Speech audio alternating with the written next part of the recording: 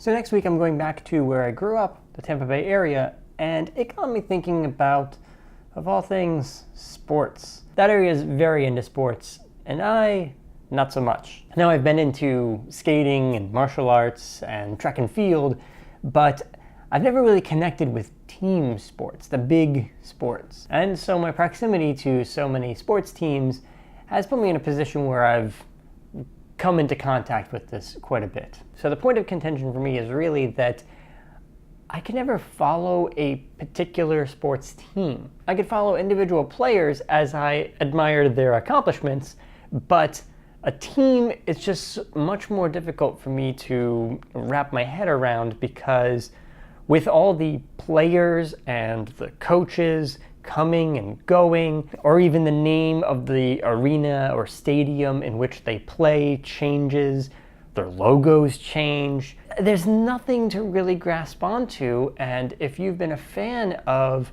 a particular team for a decade, chances are really high that there's nothing about that team that is the same as when you first became a fan. Now I understand that part of the fun is seeing this team grow and evolve and get better or worse. And I also understand that one of the benefits of following the local team is that it's easier to go to a game with that team. It's easier to keep track of all of the players because you don't have to keep track of individual players of random teams throughout the country.